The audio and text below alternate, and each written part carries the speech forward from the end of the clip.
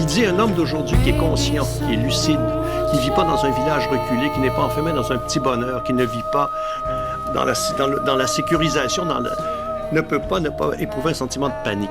Nous vivons dans l'imminence de la catastrophe. Le problème, dit-il, c'est que la catastrophe, pour qu'elle nous soit une leçon, pour que nous arrêtions cette machine lancée de cette mobilisation infinie qu'est le capitalisme en réalité, qui est l'accroissement du capital, infini du capital, il faudrait que la menace soit un enseignement. Pour ça, il faudrait qu'elle ait lieu, donc il ne resterait plus rien. Donc aucune menace apparemment n'est assez puissante et suffisante pour nous enseigner qu'il faut stopper. C'est une des directions, en tout cas, de Jean-Paul Curnier, mais je crois que Sloterdijk répond très différemment. C'est très intéressant. Sloterdijk dit, donc, il faut se démobiliser. Il faut sortir de cette temporalité de la modernité, de ce temps infini, de cette idéologie du progrès. En gros, ça, c'est un thème connu.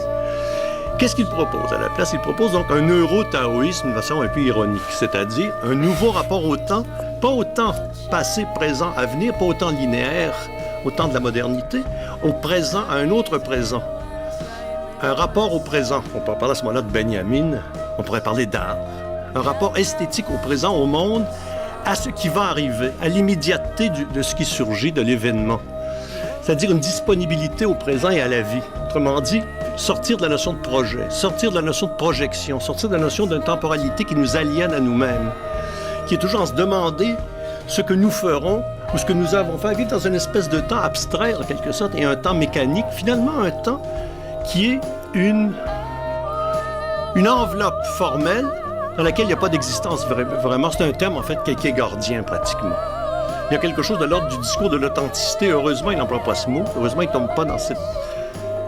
Moi, je le reproche que je lui ferais, d'un point de vue critique, j'ai un mot que je lui reproche. Je pense qu'il pense encore qu'il y a un sujet de l'histoire. Ce sujet ultra mobilisé, il se représente encore comme un sujet... Ouais, comme un véritable... Comme une volonté capable de se démobiliser, comme un sujet historique. Je crois qu'il n'y a pas de sujet de l'histoire, et je pense que lui maintient cette fiction-là. Oui, mais alors l'œuvre d'art... C'est la réserve que je ferai.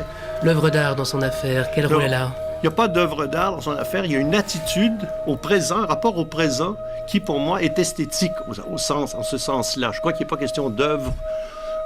Je crois que l'art vient se loger là. Je crois qu'il n'y aura pas d'art et il n'y aura pas d'œuvre d'art tant qu'on ne sera pas entré dans ce nouveau rapport au temps qui n'est plus un rapport à la temporalité vide, mais un rapport à une temporalité puissante du surgissement, de ce qui arrive. Il désignerait donc un lieu effectivement d'une esthétisation très, très généralisée. Est-ce que c'est cela? Est-ce que ça rejoindrait du coup quelque chose? On pourrait dire que celui qui sortirait de la temporalité instaurée par la modernité se mettrait dans une position, dans une attitude foncièrement esthétique. Mais en ça, je dis au sens quasiment kierkegaardien. Ou au sens, en tout cas, pré-artistique, non artistique au sens classique. Au sens productiviste, au sens de production d'œuvre. Parce que la productivité artistique appartient à la mobilisation. C'est ce qu'on disait tout à l'heure, cette espèce de chape de l'art, de production d'artistes, avec le nouveau concept absolument faramineux et génial, qui est le jeune artiste contemporain, j'ai même vu, moi, émergent, accompagné de jeunes critiques. Parce que la notion de jeunesse est entrée dans le discours de l'art depuis quelques années, de manière parodique, de